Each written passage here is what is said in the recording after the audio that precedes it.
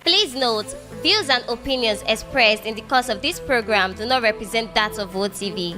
Therefore, this channel is not liable to any legal action that may result from this program.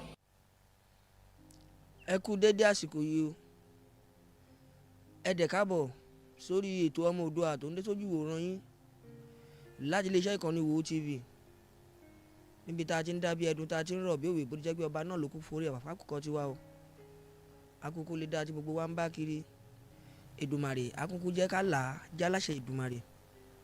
Tó ètò ọ̀hún náà ló balẹ̀ bí àwàrà òjò sójú dé yín àwa wùmí ẹ bá wá pèrè fìdílé o. Abẹ́ bá ń fìdí tí a pèrè mọ́lẹ̀ ká kán lágbá mi ètò tòní kí ló ń tá a mú wá fúnra wa lórí ètò tòní.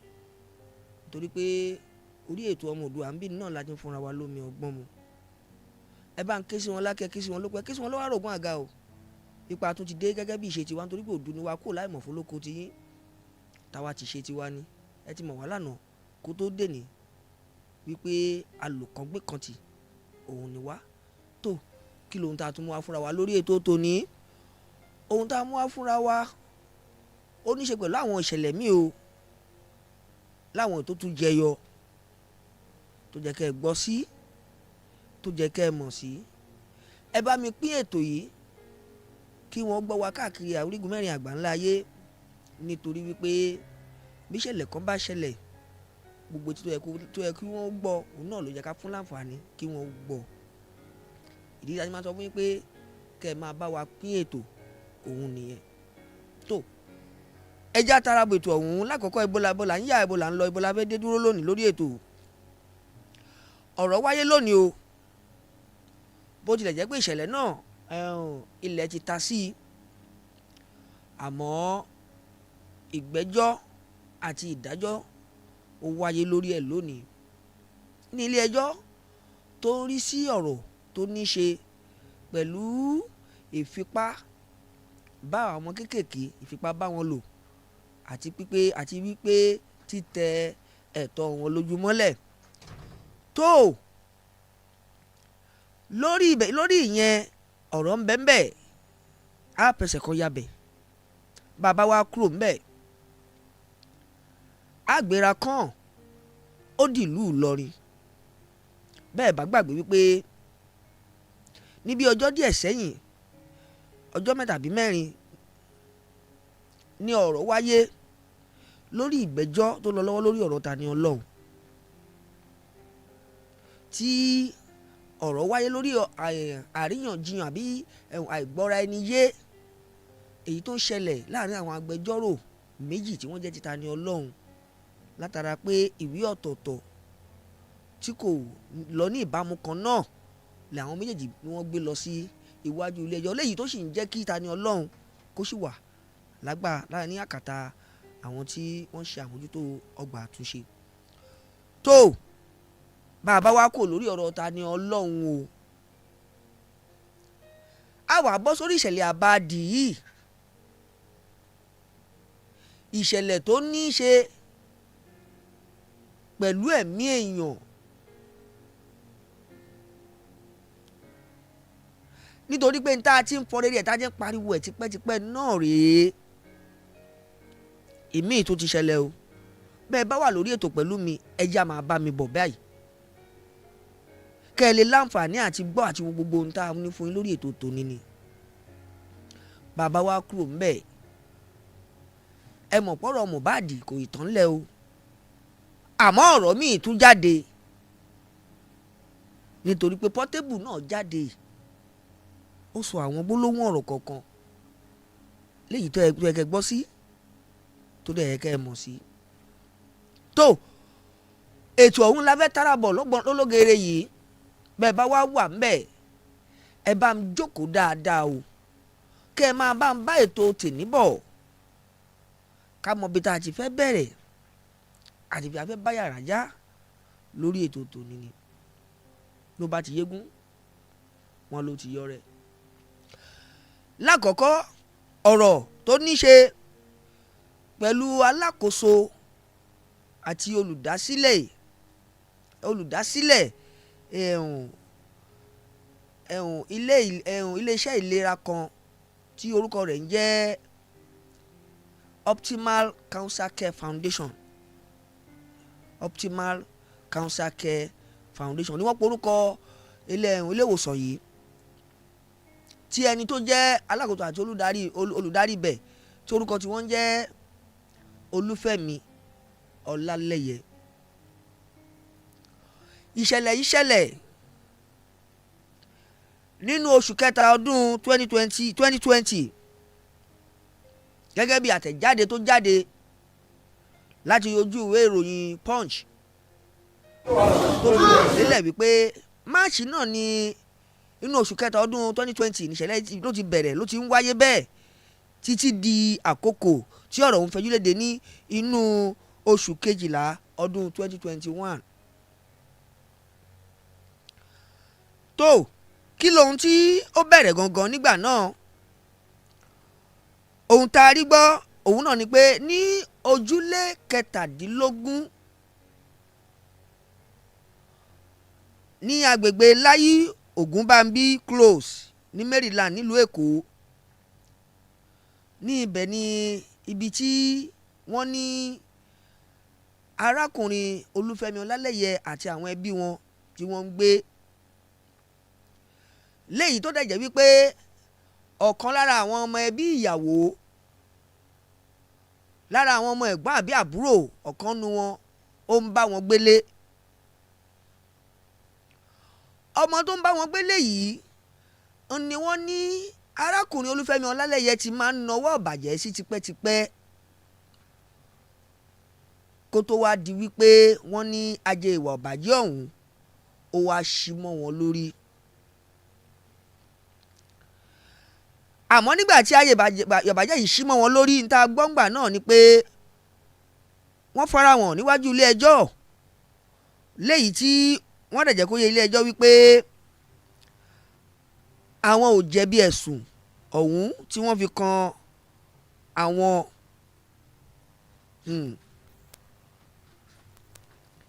tó ìṣẹ̀lẹ̀ yìí tó wáyé yìí ó ní í ṣe pẹ̀lú fífipá bá ọmọ kékeré ọmọ ọdún 15 lò láwọn ọ̀nà tí kò tọ́ gẹ́gẹ́ bí àlàálẹ̀ tí wọ́n là kalẹ̀ sínú àwọn ìwé ìròyìn. irú àwọn eré tí wọ́n sọ wípé arákùnrin Ọlálẹ́yẹ Olúfẹ́mi tó máa ń bá ọmọ yìí ṣe, ó jẹ́ àwọn eré tó jẹ́ wípé eré ìbáyé ọmọ jẹ́ ni. tó nígbà tí ọ̀rọ̀ dé iwájú ilé ẹjọ́ lónìí,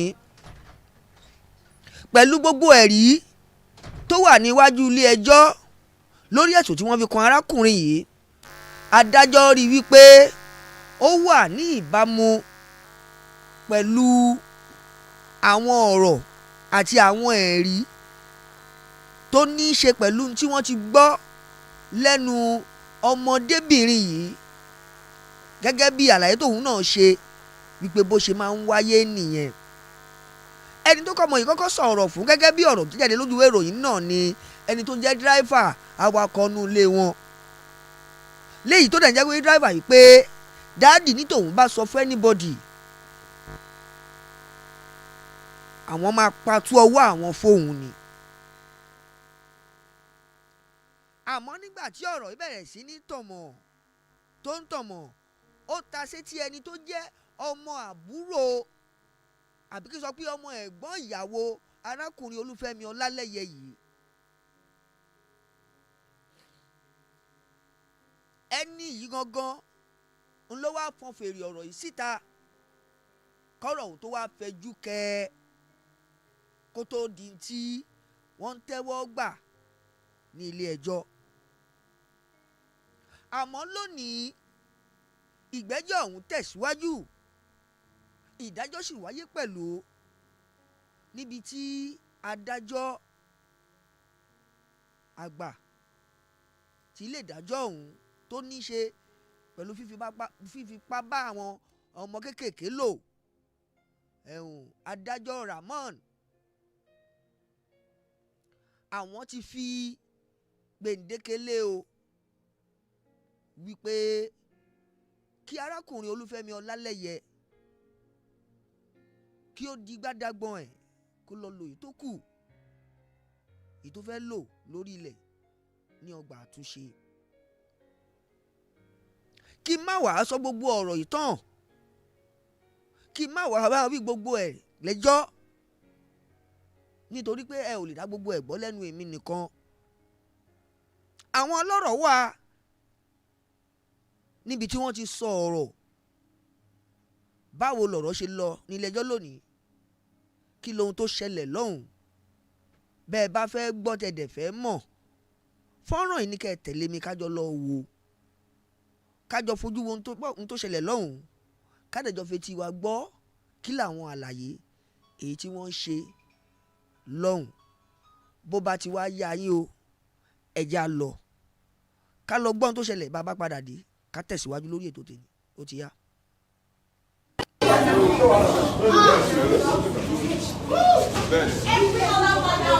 Judgment has now been passed on the case of alleged defilement of a certain Dr.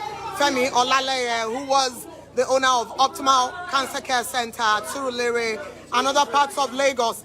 And now at Justice Rahman Oshodi's court, he ruled that Dr. Femi Olaleye be sentenced to life imprisonment, and that he has found that the charges against him are true.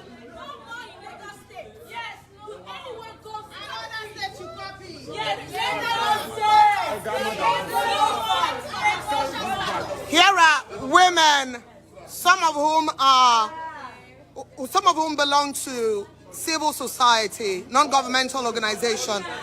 I can see Tonya, bruised but not broken.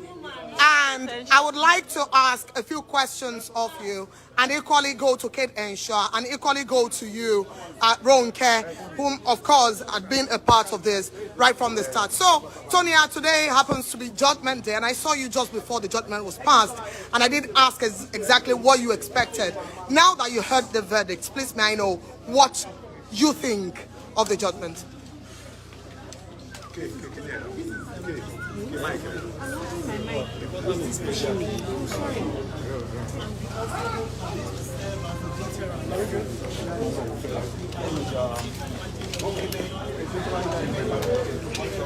And children, women and children, survivors for all of us. Hold on. And we're grateful to Lagos State. May I know you, please? There are a lot of cases that but like in Lagos State, you know that the chances are, as long as you get support, your voice gets heard. And this to all survivors, like want to tell you that there is hope for you, and this is. Now, I would quickly like to.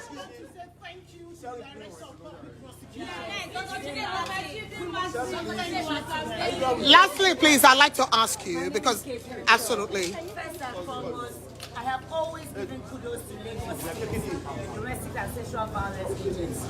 Lagos State, that is their forte, and I don't think they've lost the case unless the facts are not presented. I want to give kudos to the incorruptible Justice Rahman Oshodi. Yes! I have been in this court before. The judgment he read was 40 minutes. I sat in there, I've been here since 8:30. He was extremely detailed. He listened all through the proceeding, and he left no one in doubt that this judgment is his. Exactly. He left no one in doubt that he saw that there was no remorse in Femi Frank Olaleye.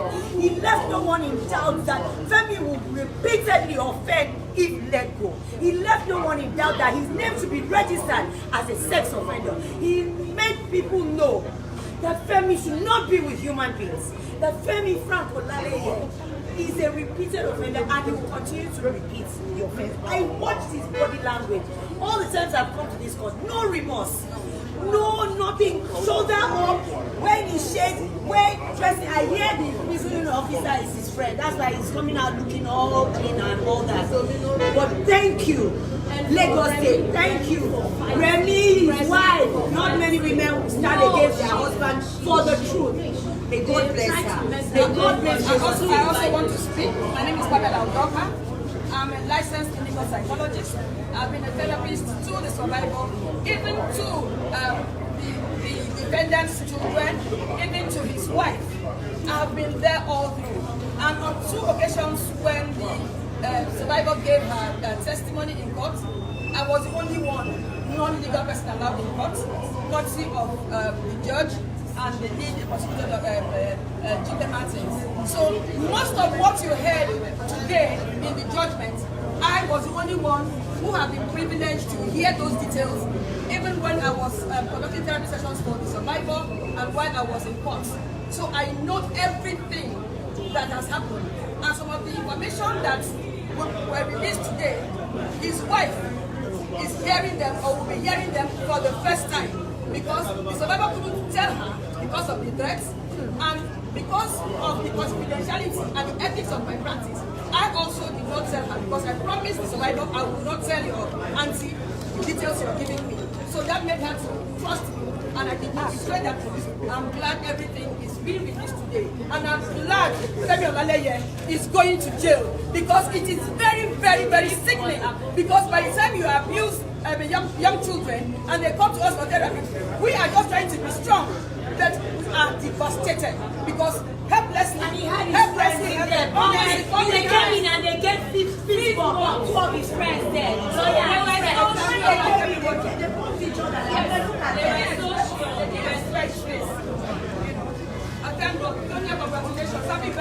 Please, I would like to ask you, Aderonke, I understand what you do at the Child Protection Network, and I'd really love to know, because though the girl defiled today is no longer a minor, this happened to her when she was a minor. May I quickly ask you what this means for the protection of the rights of children in Lagos State? It's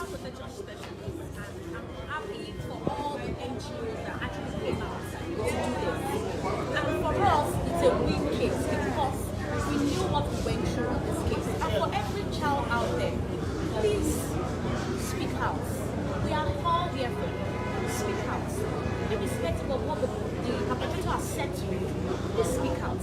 Not in this Lagos State, we any perpetrator go without being punished.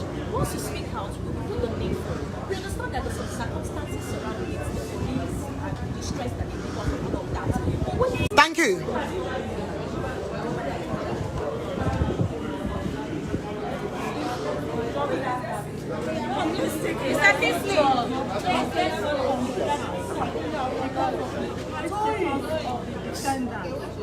But today, we saw that justice is not possible in this country. Today, we saw that the Lagos State government is marching action for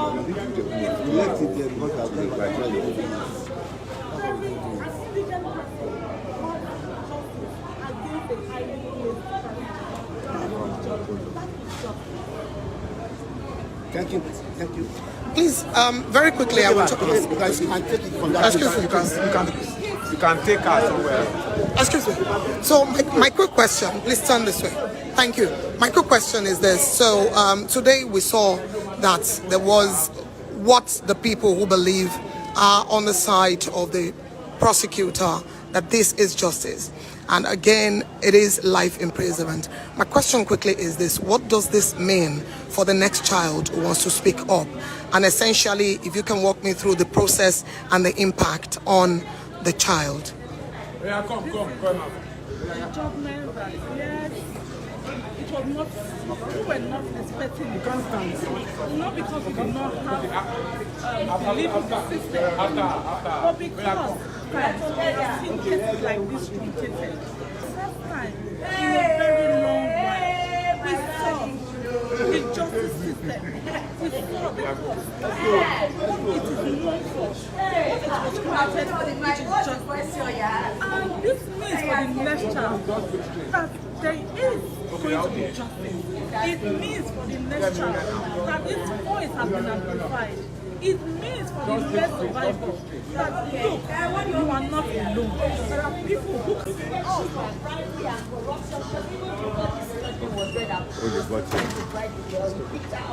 sent her mother and herself money, tried to divert and subject the court of justice. It didn't somebody that debates them to get them about this one. It showed to me that, thank you, Lagos State Ministry of Sexual Violence. I've always given them credit. If that's the only thing Lagos State does, thank you to Miracle Center, Cheche Yara, all the organizations that help. Tonya, this woman here, please focus on her. She's always here in this court. Pamela, she's a sexual therapist. She did consultation and counseling for the survivor. We have a child protection network here from Lagos State.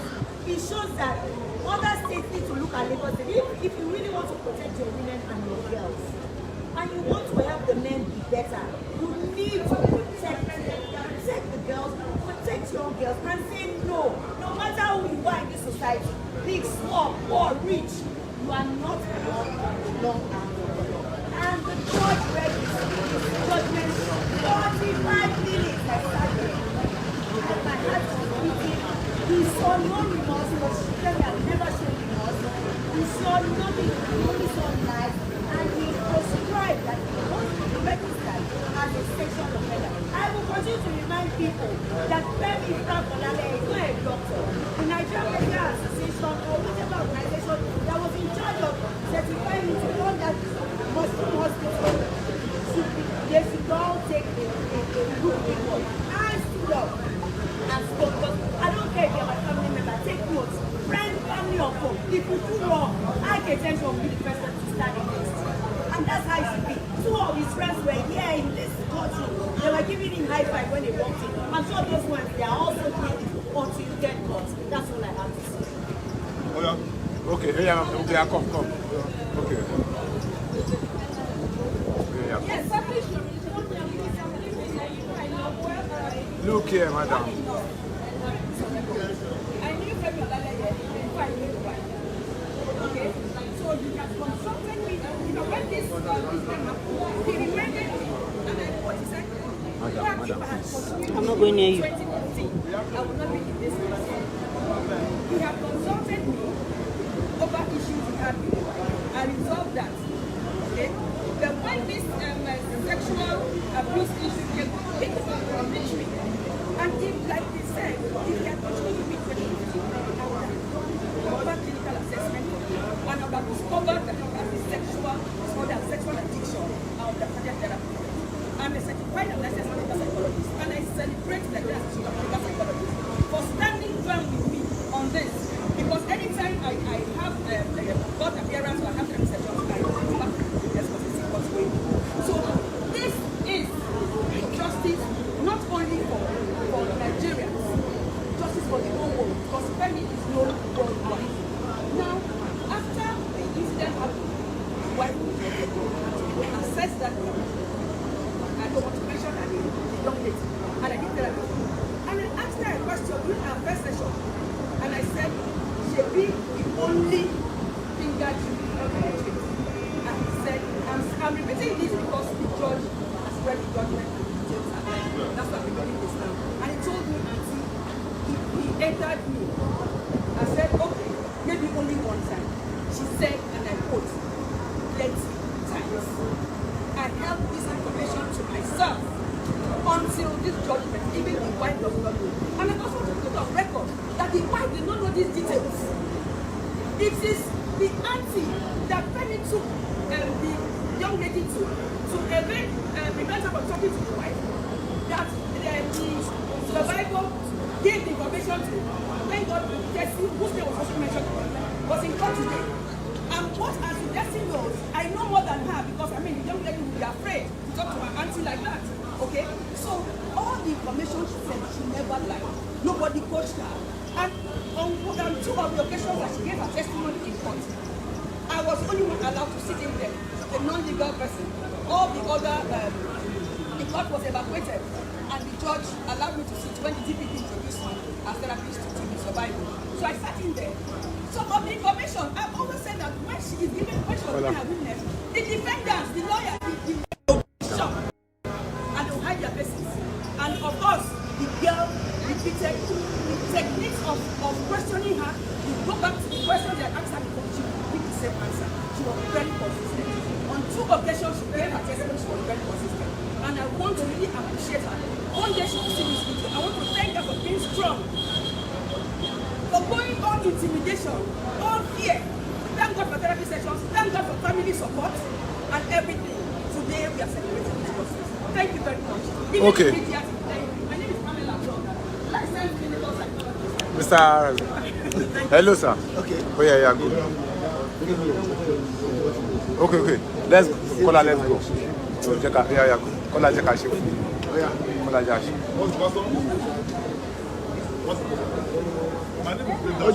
Hold on. Hold on. Here comes you. Okay, go. Yeah, go. Yeah, go. My name is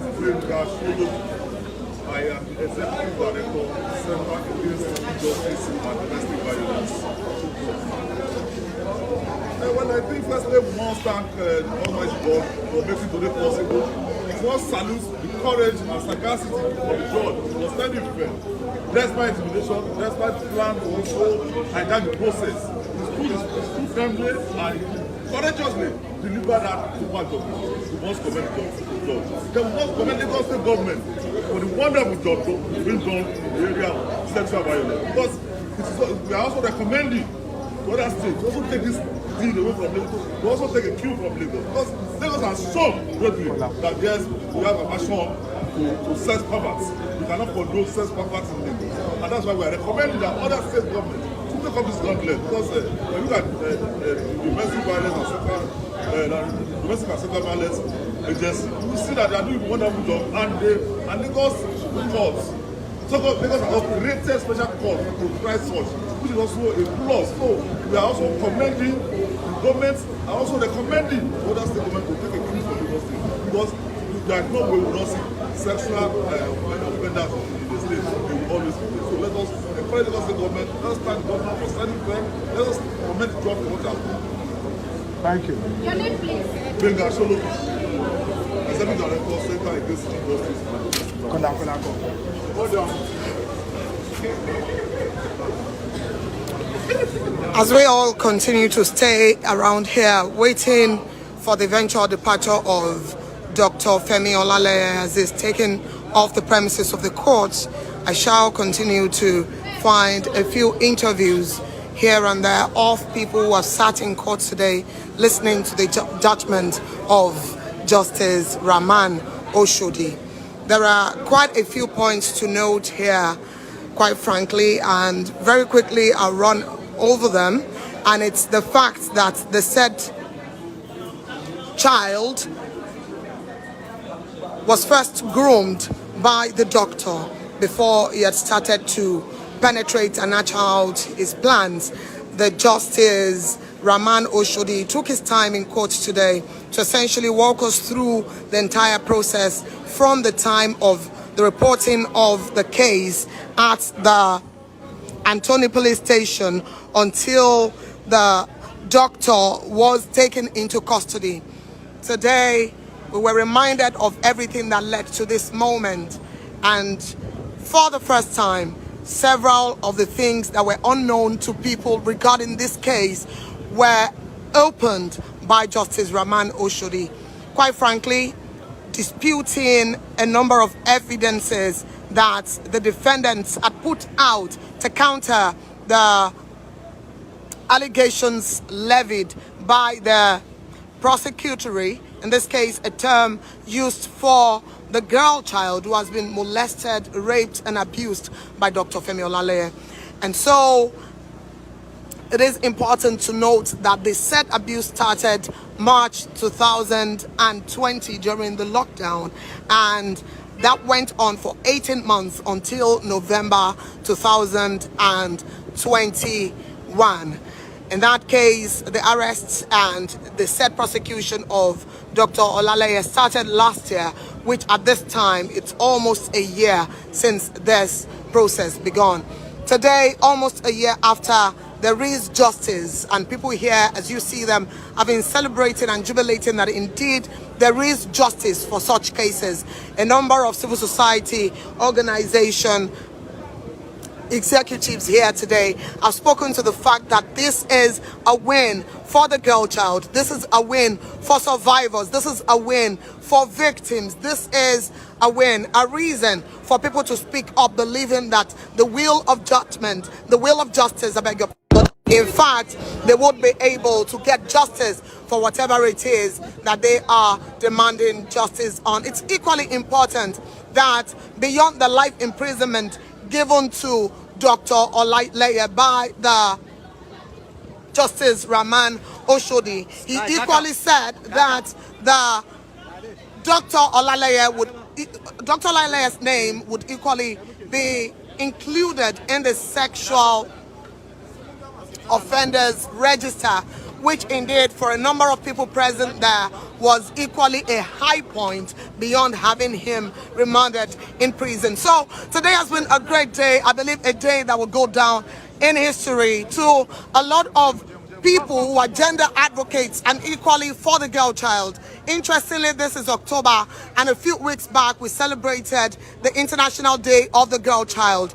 Indeed, it is time for the girl child as you continue to look at how the engagement of seeking justice for the girl child is turning out in a place like Lagos State. As I said earlier, I'm holding this just as we wait for Dr. Femi Olaleye to make his way out of the courtroom so that we can take some reactions of his lawyer and a host of other people.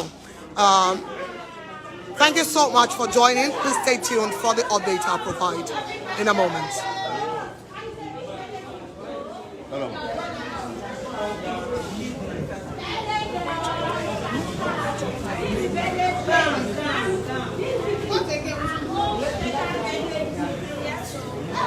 Happy birthday to you.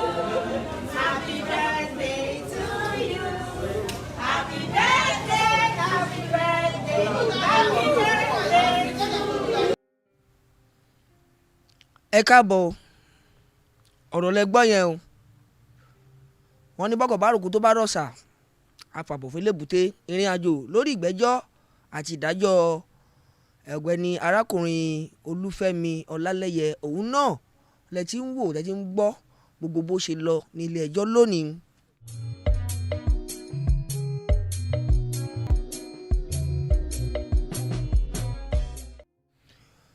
Àmọ́ ìkìlọ̀ wà o fún gbogbo ẹ̀yin ọkùnrin, kì í ṣe àwọn baálé ilé nìkan, fún gbogbo àwọn ọkùnrin ni. Àwọn ọkùnrin wo ni mò ń sọ nípa yìí? Àwọn ọkùnrin tó jẹ́ wípé olójú kò mú ò lọ ni wọ́n.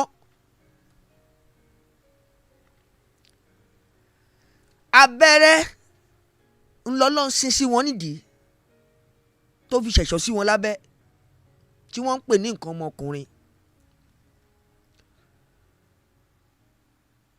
Ẹ̀kọ́ rèé fún gbogbo yín. Bẹ́ẹ̀ bá sì kú ń ta ń bẹ̀ yẹn tó jẹ́ ara àwọn ọmọ kéékèèké yìí náà lójú yín sì wà tẹ́ ẹ fẹ́ máa bà wọ́n téńtélé. Ẹ máa rántí pé àbámọ̀ kì í ṣáájú ọ̀rọ̀ o, ẹ̀yìn ọ̀rọ̀ ló máa ń gbé, ó máa ń sàbà sẹ́yìn ọ̀rọ̀ ni de ọlọ́rọ̀. Èyí tó ṣẹlẹ̀ yìí gbogbo yín lẹ ti fojú yín rí o. Àwọn tí wọ́n mọ̀ jẹ́ ó ti yó wọn báyìí. Tó eléyìí náà tún mú lápá kejì, ó tún jẹ́ ìkìlọ̀ fẹ́yìn ọlọ́mọge náà, ìyẹn ọlọ́mọbìnrin ọ̀dọ́ làǹgbà. Àtẹ̀yìn tẹ̀sẹ̀ ń bọ̀ tẹ̀sẹ̀ ń dìde. Bí ó bá di pé àwọn ọkùnrin bá náwó ọrú àwọn wà báyìí sí yín, kò sí méjì tó yẹ kẹ́ ẹ ṣe ju pé kẹ́ ẹ tètè pariwo síta lọ. Ẹ máa pa ẹ́, máa ṣe báyìí fún ẹ, kò síkú kan tó fẹ́ pa yín. Ìdúkokò lásán ni, kí wọ́n lè rí ní tí wọ́n fẹ́ jẹjẹ ni wọ́n ṣe máa ń sọ bẹ́ẹ̀. Àmọ́ wọn ò ní sọ púpọ̀ lórí ẹ̀ o. Ẹni tó bá létí kó gbọ́. èyí tẹ́ ẹ wò yìí ẹ ti rí ní tó ṣẹlẹ̀ ń bẹ̀ ẹ fi kẹ́kọ̀ọ́ bódà jẹ́ ọgbọ́n ni tí kálukú ó mú tiẹ̀ o. ẹ jẹ́ n tẹ̀síwájú lórí ètò tèmi mo ní nílùú Ìlọrin náà lálọ ọ̀rọ̀ tún wáyé lónìí lórí ìṣẹ̀lẹ̀ tó ń lọ lọ́wọ́ ìpẹ̀jọ́ àti ìgbẹ́jọ́ lórí ọ̀rọ̀ ta ni Ọlọ́run. bí ẹ bá gbàgbé pípẹ́ lọ́sẹ̀ tó kọjá náà ni ìgbẹ́jọ́ kan wáyé lórí ọ̀rọ̀ ta ni Ọlọ́run yìí tí ọ̀rọ̀ jáde wípé àwọn agbẹjọ́rò méjì tí wọ́n jẹ́ ti ta ni Ọlọ́run àwọn náà ni wọ́n sì ń ṣe okùnfà nítorí pé àgbọ́yé láàrin àwọn méjèèjì kò tí ì fẹsẹ̀ múlẹ̀ dọ́indọ́in débi kí ilẹ̀kùn ọ̀nà ṣí fún ta ni Ọlọ́run láti ráyè bọ́ nínú àhámọ́ tó wà. àmọ́ tuntun tá a tún wá gbọ́ tó tún ṣẹ̀ jáde òun tún ni pé wọ́n mà tún ti dìde ọ̀rọ̀ míì. irú ọ̀rọ̀ wo ni wọ́n dìde? àwọn wo gan ni wọ́n gbé ọ̀rọ̀ ọ̀hún dìde? ibo ni wọ́n gbé ọ̀rọ̀ ọ̀hún lọ? bẹ́ẹ̀ bá fẹ́ gbọ́ tẹ́ fẹ́ mọ̀ ẹ tẹ̀lé mi lè lù lọ́rin o. ẹ já tún lọ gbọ́ yìí bá padà dé ká tẹ̀síwájú lórí ètò ó ti yá. Adémọ́lá Afọlájí Àjàsá tí mo jẹ́ agbẹjọ́rò fún bàbá wa Òkútagídí àti Ògo Ìlọrin. lórí ìgbẹ́jọ́ ẹ̀yọ̀ ẹ dárúkọ. orúkọ mi ni Adémọ́lá Afọlájí Àjàsá tí mo jẹ́ agbẹjọ́rò fún bàbá wa Òkútagídí àti Ògo Ìlọrin. lórí ìgbẹ́jọ́ tí lọ́ọ̀yà US máa ń jẹ́ chairman tíìmù wa. lórí ìgbẹ́jọ́ ìyá oníkùránì àti ọba lówù tí ó lọ tí ó ṣẹ̀ parí ǹjẹ́ o lè sọ ohun tí ó ṣẹlẹ̀ nílé ẹjọ́ fún wa àti pé ẹjọ́ náà rò wípé ìgbà tí ìyá oníkùránì ti bẹ̀bẹ̀ tásì ti wẹ̀ wọ́n sínú Islam a rò pé gbogbo ẹjọ́ ti tán ni a ò mọ̀ pé ẹjọ́ sì ń lọ ẹjọ́ báwo ló ṣe ṣẹlẹ̀. Actually lórí ìbéèrè tí ẹ béèrè yẹn gẹ́gẹ́ bí gbogbo wa náà ṣe mọ̀ pé ní last adjourn date the reason tá a fi wá sí kóòtù ò ju pé kí á wá withdraw case lọ but unfortunately èmi ò sí ní kóòtù ní ọjọ́ yẹn complainant náà nominal complainant tó jẹ́ àfa Òkútagídí náà ò sí ní kóòtù ní ọjọ́ yẹn ìjọ yẹn gangan la bá ti withdraw case ṣùgbọ́n àìkò sí ní kóòtù ní ọjọ́ yẹn kò jẹ́ kí a mọ̀ pé mátà yẹn come up ní èní látara wípé tẹ bá wò dáadáa ní àná gan mi sí ní kóòtù mo wà ní Ògbómọ̀ṣọ́ tó jẹ́ outside jurisdiction of this court so èní yìí tí mo wá sí court mo wá fún kéèsì ti bàbá wa Làbíbù òun làwa wá fún ni mo tó wá get to know pé kéèsì ti ìyá Alálìkùránì àti ọba Olówù èní náà ni wọ́n fi kéèsì náà sí so ìgbà tó dẹ̀ ti rí bẹ́ẹ̀ a ní choice ju kí á inform ilé ẹjọ́ lọ pé a ti múra láti pé ká withdraw kéèsì wa exactly nǹkan tí mo dẹ̀ ṣe náà nìyẹn a jẹ́ kí ilé ẹjọ́ mọ̀ pé kéèsì yìí o a fẹ́ withdraw kéèsì wa a fẹ́ ṣe ẹjọ́ yẹn mọ́ látara yìí pé ìyá Alálìkùránì wọ́n ti di ara wa a dẹ̀ ti gba àforíjì wọn ọba Olówù náà a ti gba àforíjì wọn so a ní ẹjọ́ kankan láti bá wọn fà mọ́ ilé ẹjọ́ wa nígbà tó ti rí bẹ́ẹ̀ nígbètò àwọn fún wa ní déètì míì nígbà tí prosecutor bẹ̀bẹ̀ fún ọjọ́ míì wípé àwọn fẹ́ kó wà documented àwọn kọ̀ọ̀kan fẹ́ jẹ́ kó jẹ́ pé a kàn sọ lórí ahọ́n fún ilé ẹjọ́ pé a ti withdraw case wa pé ká try ká put in writing. So nínú ọ̀rọ̀ tẹ́ sọ pé ìyá oníkùránì ti di ara yín ṣé tí mo bá di ara yín ẹ ò ní withdraw case yẹn ni. tán ò bá di ara wa náà provided tí wọ́n bá ti mọ ẹ̀ṣẹ̀ wọn lẹ́ṣẹ̀ tí wọ́n dẹ̀ tọrọ àforíjì òkè irú ọba Olówù ṣáàkì ṣara wa kódà ní gbogbo ìgbà tí wọ́n wá sí kóòtù wọ́n gbélẹ̀ kẹsọ́rù tí wọ́n wà in attire of ìṣẹ̀ṣe ni wọ́n múra bí ìṣẹ̀ṣe anybody ò dẹ̀ torí pé ọba Olówù kò gba ìsìláàmù ká sọ pé a fẹ́ sì fẹ́ charge wọn a ní agbára láti sọ pé torí pé kò gbà tẹ́ pé torí pé ẹ̀sìn àbí torí pé ìyá Alálìkùránì gbẹ̀sìn la ṣe fẹ́ foríjì àwọn méjèèjì a lè dúró lórí pé a fẹ́ sì fi ẹ̀ charge wọn ká separate ìyá Alálìkùránì ká dẹ̀ máa bá kéèsì lọ pẹ̀lú ọba Olówù bọ̀tà àṣé nígbà tọ́ba Olówù náà ti wà remorseful táwọn náà dẹ̀ ti tọrọ àforíjì lọ́dọ̀ wa so àforíjì àwọn méjèèjì in totality ni. tó ìgbẹ́jọ́ mìíràn tó bá máa wáyé lórí ẹ̀ báyìí. lágbára Ọlọ́run inshallah ìgbẹ́jọ́ mìíràn tí ó wáyé ní on the 7th of November tí kóòtù adjourn kéèsì sí a fẹ́ wá láti wá withdraw case in its entirety ni so kò sí nǹkan kan mi. ẹ ṣe púpọ̀ agbẹjọ́rò ọ̀rọ̀ la tó ti gbé lẹ́nu agbẹjọ́rò Àjíbọ́lá Àjàsá Abọ́lájí Àjàsá sójú àfọ̀ Òkútagídí síbi ìpẹ́jọ́ tí wọ́n pe ìyá Ọ̀ṣun tẹ́lẹ̀ tó di ìyá oníkùránì àti bàbá Ọbalógun Jímọ̀ Ọbalógun wọ́n ní àwọn ti ṣetán láti foríjì wọ́n nígbà tí wọ́n ti tọrọ ìdáríjì ẹ̀ṣẹ̀ wípé ìpẹ́jọ́ tí wọ́n sún ẹjọ́ sí báyìí ní ọjọ́ keje oṣù kọkànlá ní láti wá withdraw ẹjọ́ tó tálè kó sì má sí ẹjọ́ mọ́ nídìí jù báyìí lọ ní àkókò yìí orí ìkànnì BBC Yorùbá náà la wà a kú ìfarabalẹ̀ ní látàárọ̀ sórí ìkànnì BBC Yorùbá magistrate court ilé ẹjọ́ magistrate náà la wà ní Ìlọrin olúlu ìpínlẹ̀ Kwara ọ̀rọ̀ lórí Tani Olohun náà ni o Tani Olohun tún wá jẹ́jọ́ ní ilé ẹjọ́ ọ̀tọ̀ lábẹ́ olùpẹ̀jọ́ ọ̀tọ̀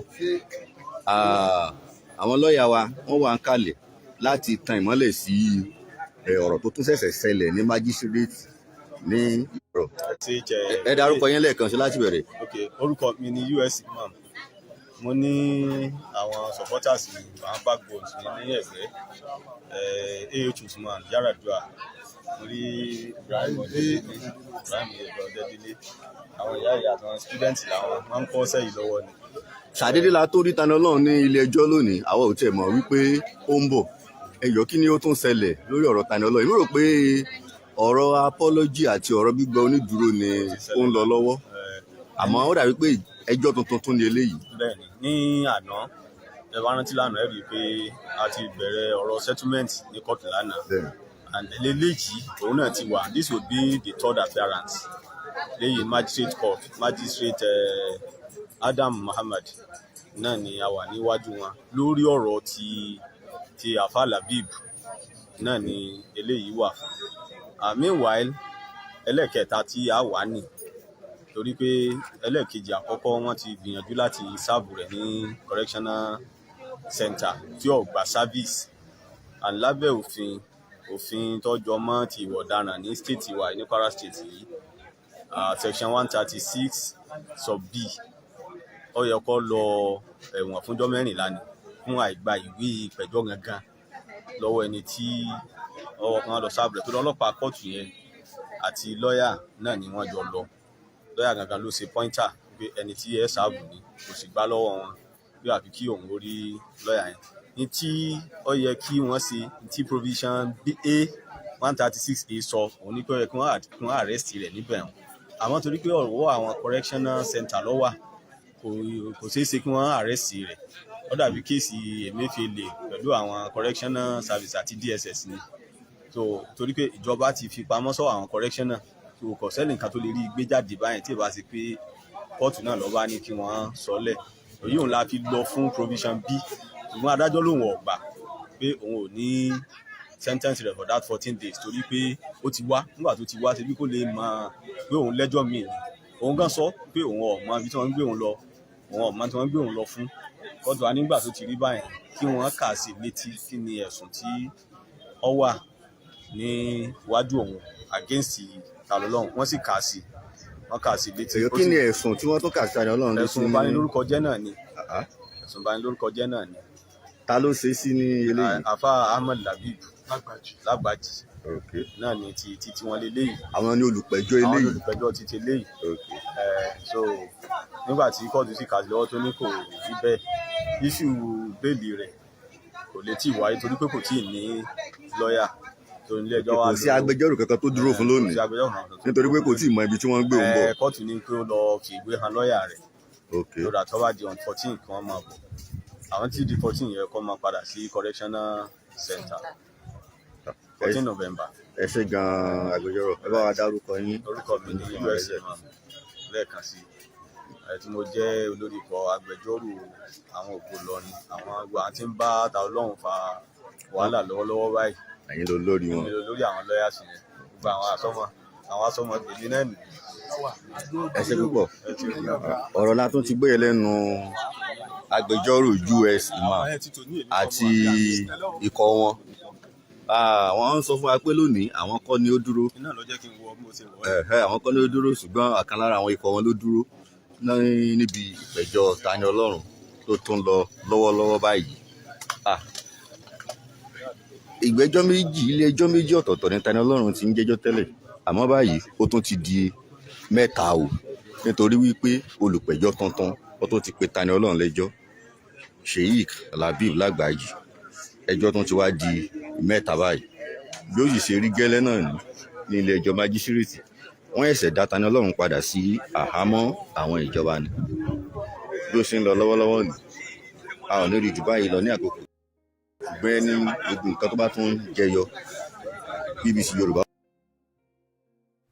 tó ìyẹn lápá abẹ yẹn ìlú Ìlọrin náà láti padà dé yìí ní magistrate court gbogbo tẹ́ fẹ́ gbọ́ tẹ́ fẹ́ mọ̀ ńlẹ̀ ti gbọ́ tẹ́ ti mọ̀ yẹn o wípé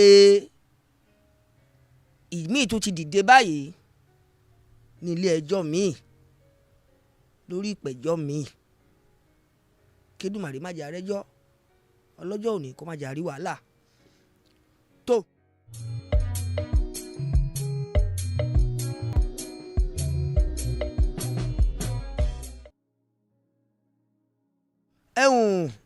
a ò rọ́jọ́ mùsùlùkù òun torí pé ọjọ́ òun rebi àná tètè ni ẹ jẹ́ ń tẹ̀síwájú ìmíì má tún ti ṣẹlẹ̀ o bá a bá ń ta ká máa tọ̀ bá a bá tọ̀ á dẹrùn onídìí àwọn wo ló dán yìí wò àwọn wo ló wọlé ọlá tí wọ́n sọ lé ọlá dahoro àwọn wo gangan ló máa ń mọ̀ọ́mọ̀ tí wọ́n kàn máa ń mọ̀ọ́mọ̀ bínú orí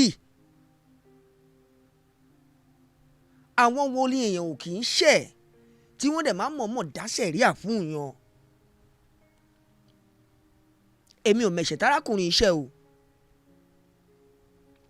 àmọ́ ń tá a gbọ́ náà ni pé wọ́n dédé bá a nínú àgbàrá ẹ̀jẹ̀ wọ́n ní mọ́tò ẹ̀ torí bọgbó ni ta ló yìnbọn ibo lọ́tà àbọ̀n ti wá báwo lọ́tà àbọ̀n ṣe bá gan kí ni mọ́tò ẹ̀ wá dénú igbó àwọn ìbéèrè wọ̀nyí sọdọjọ lórí ọ̀rọ̀ yìí àmọ́ gbogbo ìdáhùn ẹ̀ ó wà nínú fọ́nrán tá a fẹ́ wò yìí nítorí pé àwọn ojú tó tọ́rọ̀ ọ̀hún ṣojú wọn nígbà tó ṣẹlẹ̀ wọ́n wà bí tẹnu wọn o kí wàá lóhun tán wí ẹjá lọ fọ́nrán ìkágbọ́n tán sọ bá padà dé ká tẹ̀síwájú lórí ètò tèmi ó ti yá. mo dáràn Jesus Christ mo rí máa wọ́n ti pàbúrò mi Jesus Christ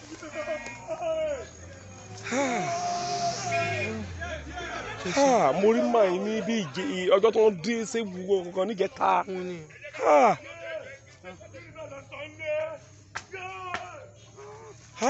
ọ̀nà bó náà wá kó àwọn tó kù gbà. ṣé ẹjọ́ ń lọ nǹkan fọ́ ni. wọ́n lọ wájú wa ni. àwọn wájú wa àwọn tẹ̀lé wọn lẹ́yìn. so àwọn offers jájú wa so àwọn mọ́tò àrí mọ́tò wọn the next thing akọ̀kọ̀ shoot àwa ni wọ́n shoot pàápàá báyìí ó kàn mú mi níbi ọrùn báyìí so wà wọlé. ok wọ́n ti fáyà wọn. wọ́n ti fáyà wọn rẹ́dí àwọn tí wọ́n gbó ẹ̀yin àwọn tẹ̀ wá rí wọn. Jesus Christ.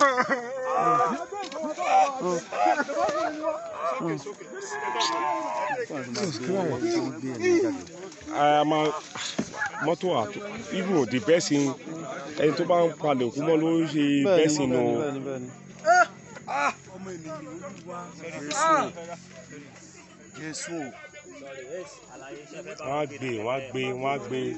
á gbé. ẹjọ́ àwọn tó bá fẹ́ bá wọn gbé nìkan súnmọ́ síbi wọ́n á fẹ́ gbé nìkan súnmọ́ bí tó bá.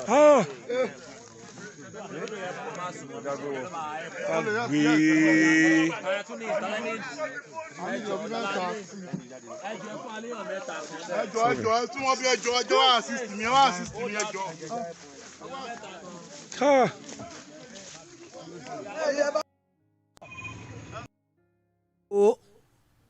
òun lẹ̀ ń wò tẹ́ ẹ̀ ń rí o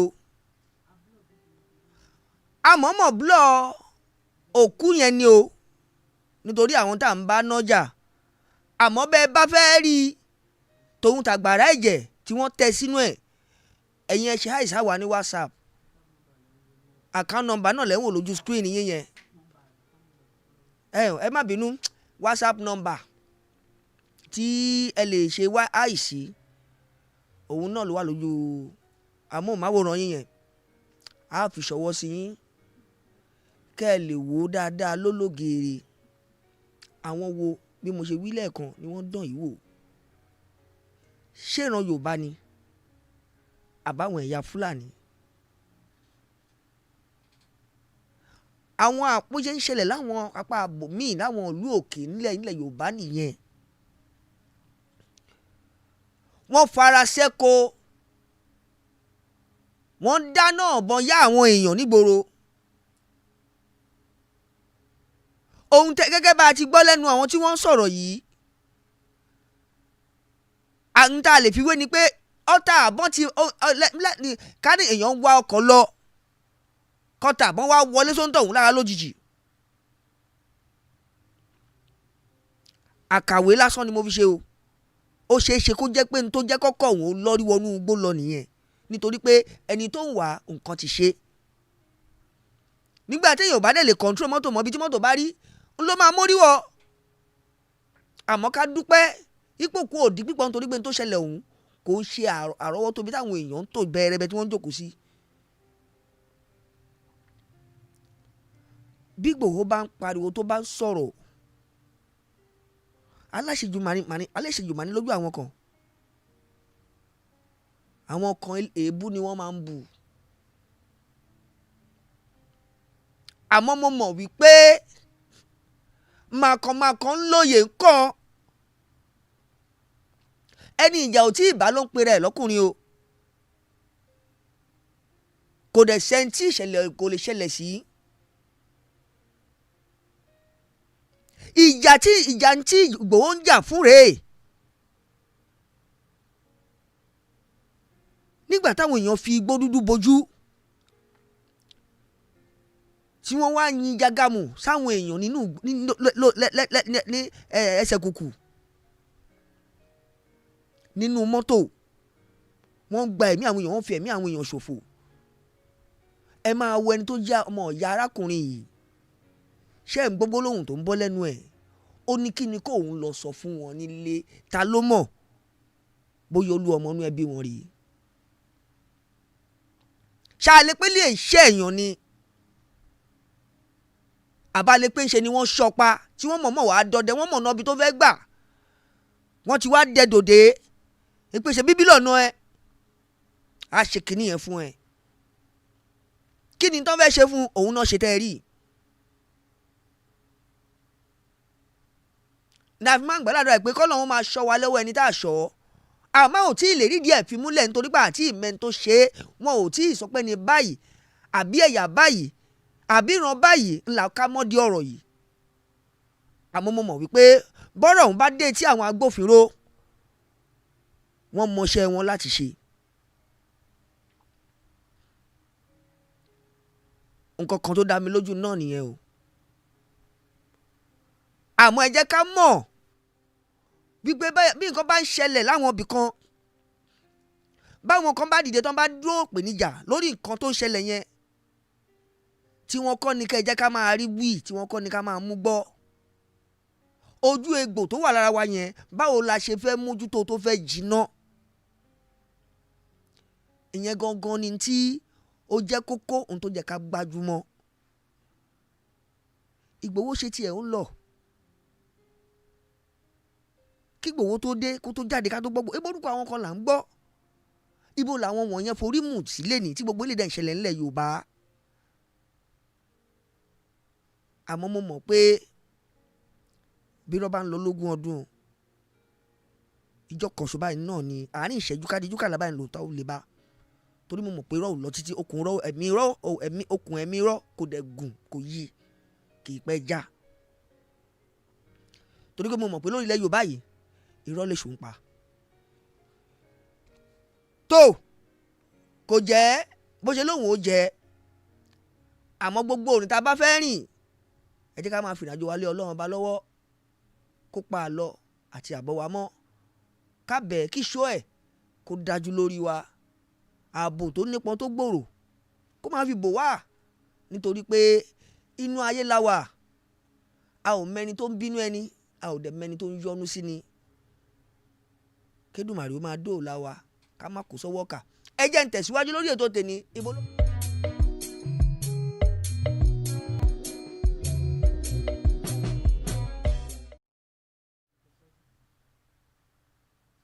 tó ẹ jẹ́ ń tẹ̀síwájú lórí ètò tòní mo ní bolókùtà fẹ́ yàwó náà ni ọ̀rọ̀ tí mo ló jáde o lẹ́nu Portable gbogbo yín lẹ mọ̀ Portable ọ̀dọ́kùnrin tó ń kọrin òun náà jáde ó sọ ọ̀rọ̀ ó ṣe fọ́nrán ẹ̀ síta ọ̀rọ̀ òun ò dẹ̀ yọ ọ̀rọ̀ lórí ìṣẹ̀lẹ̀ Mohbad kò yọ ọ́ lẹ̀ ẹ wá jẹ́ ká lọ gbọ́ ohun tó wí o ṣé n tó sọ yìí ṣé ká gbà á bẹ́ẹ̀ àbí ojú wo lẹ fẹ́ ká fi wò ó ẹ wá já lọ báyìí ká lọ gbọ́ bá a bá padà dé sórí ètò ohun tẹ́ ẹ bá rí mú jáde ńbẹ̀ comment section wá wà ṣíṣí ẹ ṣáà máa tẹ̀ kẹ́ máa fi ṣọwọ́ sí wa ó ti yá ẹ já lọ ká lọ gbọ́. ẹnì àwọn opponent Naira Marley àwọn ọlọ́pàá Mohbad ìgbà tó ẹ gbọ́dálẹ̀ ní Mohbad ó lọ ń chill pẹ̀lú àwọn enemies Naira Marley òun lọ́ ṣe fún jẹ ó double cross ni o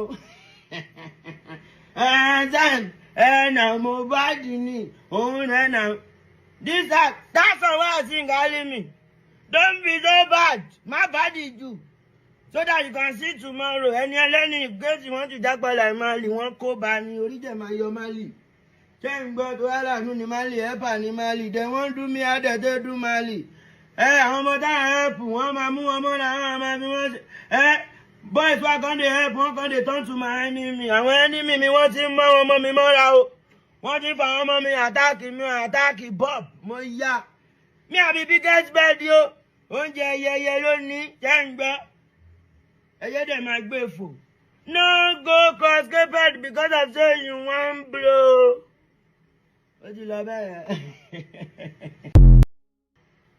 ẹnì àwọn. ọ̀rọ̀ lẹ́gbọ́n yẹn o kó má torí pé o fẹ́ blow kó o lọ tarabọ ní tí ò jẹ́ kó o tarabọ.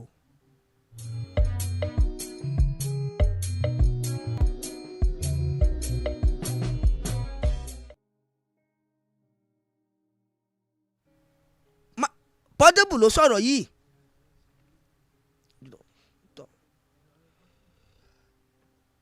ọ̀rọ̀ tó sọ yìí ó láwọn ọ̀tá Naira Marley ẹ gbọ́ tó àwọn wo lòun mọ̀ tó ń ṣàpèjúwe ẹ̀ tó ohun tí mo fẹ́ kẹ́ ẹ gbọ́ ńlẹ̀ ti gbọ́ yìí èyí tí mo dẹ̀ fẹ́ kẹ́ ẹ rí ńlẹ̀ ti rí mo ní ojú wo lẹ fi wò ó ìyàwó lẹ kọ sí bẹ́ẹ̀ bá ní ọ̀rọ̀ ní mú jáde nínú ọ̀rọ̀ yìí comment section wá wà ní gbàyàwó fún yín o ẹ tẹ àtẹ̀jíṣẹ́ yín ẹ jẹ́ kó balẹ̀ gùdẹ̀ sínú comment section ká gbà yẹ̀ wò ká wo ntẹ́ ẹni láti sọ àbí ntẹ́ ẹni láti dá sí kò wá níjú báyìí lọ lórí ètò fún tòní o oníyan yín ẹṣẹ́ ọlọ́ka yín ẹṣẹ́ gbọ́n yín tẹ́ bá fìfẹ́ jẹ́ akínyìn adúpẹ́ lọ́wọ́ yín pé ẹ kú wà ìbínú àwa náà là máa wà wọ̀ yín là máa bá gbogbo ẹni tó bá ní alọ ká má padà sáàyè yìí mọ́ ni ọ̀nà ẹ̀ máa bá ń sọ fún ipa wọn náà là á lọ là á padà dé láàní bá mọ́ lókè yé pẹ́ o títí wá dàsìkò yìí míì táwọn òtúnjọ́ máa fojú rinjú lórí kan ní Wo TV pẹ̀lú àkọ́tún ètò míì ẹ láìkè ètò tòní kẹ́ ẹ dẹ̀ bá mi ṣíà ẹ̀ kẹ́ ẹ jẹ́ kí wọ́n gbọ́ láké kí wọ́n gbọ́ lóko káwọn tó wá rọ̀gbọ̀n àgá náà ò gbọ́ kájọ fojú ṣùnùkùn wú ọ̀rọ̀ ṣùnùkùn àti bí a fẹ́ bá yàrá já lórí àwọn ìṣẹ̀lẹ̀ tó ń ṣẹlẹ̀ lẹ́sẹ̀ kùkù láwọn ilẹ̀ Yorùbá wa àdìgún lódòdó ọ̀rọ̀ àwọn ni mò ń jẹ́ o ìjípò ní mi ọmọ arítọ́ ọmọ adába ọmọ aláyàwó jẹ́lẹ̀ ọmọ àfọ̀gọ̀ sàrà kó mọ̀ jẹ́ kí mẹ́lùkù ìjẹun tó ti ní bàbá tèmi lọ́mọ ilégun rẹ̀ ọ̀tá ọmọ jẹ́jọ mò ń dágbére pé ká sùn láyọ̀ ká jí láyọ̀ àwa ò ní dágbé ilé kú lọ́wọ́ o ó dàárọ̀. Disclaimer: the information provided by the speaker or presenter on the World TV platform during this broadcast is for general informational purposes only. All information in this broadcast is provided in good faith.